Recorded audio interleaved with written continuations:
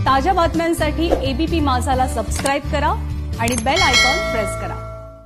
प्रख्यात मनोविकार तज्ञ आणि लेखक डॉक्टर आनंद नाडकर्णी यांच्या करण्याचे दिवस कळण्याचे दिवस या पुस्तकाचं एबीपी माझाचे संपादक राजीव खांडेकर यांच्या हस्ते प्रकाशन करण्यात आलं। एबीपी माझाच्या कार्यालयामध्ये झालेल्या या छोटेखानी कार्यक्रमाला लेखक डॉक्टर आनंद नाडकर्णी यांच्यासह केईएम रुग्णालयाचे अधिष्ठाता डॉक्टर अविनाश सुपे आणि मनोविकास प्रकाशनचे अरविंद पाटकर हे उपस्थित होते। डॉक्टर आनंद नाडकर्णी यांनी ऑडिओ लेखमालेतून आणि विविध वर्तमानपत्रांमध्ये लेख लिहून कोरोना काळामध्ये मानसिक स्वास्थ्य कसं राखावं याबाबत लोकांना मार्गदर्शन केलं होतं। त्या सर्व लेखांचं संकलन करण्याचे दिवस कळण्याचे दिवस या पुस्तकामध्ये करण्यात आलंय। मनोविकास प्रकाशनने या पुस्तकाची निर्मिती केली आहे। खूप सुरुवातीला कारण चर्चा झाली की आता म्हणजे पेपर जेव्हा बंद झाले, आत्ताचं हे जे आपलं पुस्तक आहे त्या पुस्तकामध्ये कोविड नंतरच्या काळामध्ये कसं वागायचं हा सुद्धा खूप मोठा भाग आहे। कारण आपल्या आयुष्यामध्ये खूप मोठे बदल होत आहेत आणि पुढे होणार आहेत, तर ती दिशा सुद्धा या पुस्तकामध्ये। तेव्हा कोविड काळापासून हे पुस्तक सुरू होतं, पण कोविड काळानंतर कसं वागावं आणि त्या आव्हानांना कसं सामोरं जावं इथपर्यंत हे पुस्तक थांबतं। आता तुम्ही 2001चा तुम्ही स्वाईन फ्लू किंवा तो बघा, त्याच्यामध्ये पुन्हा एकदा मास्क घातलेले चेहऱ्याचं डॉक्युमेंटेशन होतं।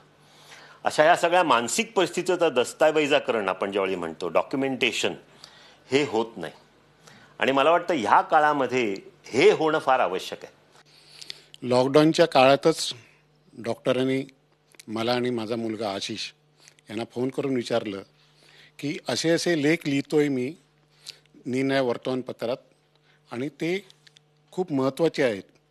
ते आता आपण अलग अलग पद्धतीने लिहितो, पण त्याचं पुस्तक जर आलं तर कोविड काळात जी मंडळी ह्या कोविडमुळे अस्वस्थ झालेली आहेत, निराश झालेली आहेत किंवा खूप घाबरलेली आहेत, त्यांना जर ह्या पुस्तकाने दिलासा दिला तर मला वाटतं खूप महत्त्वाचं काम होईल।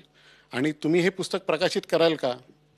आनंद नाडकर्णी सरांचं पुस्तक प्रकाशित न करणं हा काही प्रश्नच येत नव्हता।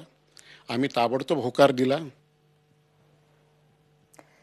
एबीपी माझाचे संपादक राजीव खांडेकर यांच्या हस्ते या पुस्तकाचं प्रकाशन झालं। यावेळेला त्यांनी काय मनोगत व्यक्त केलं पाहूयात। मला असं वाटतं की कोरोनाच्यामुळं अनेक गोष्टी घडल्या, अनेक वाईट गोष्टी, अनेक प्रकारची भय भीती आपल्या मनामध्ये एकीकडे निर्माण होत असतानाच ह्या सगळ्या वातावरणामध्ये चांगलं काय करता येईल आणि वेगळ्या संधी कशा साधता येतील याचाही विचार आपण वेगवेगळ्या पातळ्यांवर करत राहिलो आणि त्याचाच एक परिणाम म्हणजे कोणत्याही चॅनलच्या वृत्तवाहिनीच्या ऑफिसमध्ये पुस्तक प्रकाशनाचा असा हा सोहळा होतोय।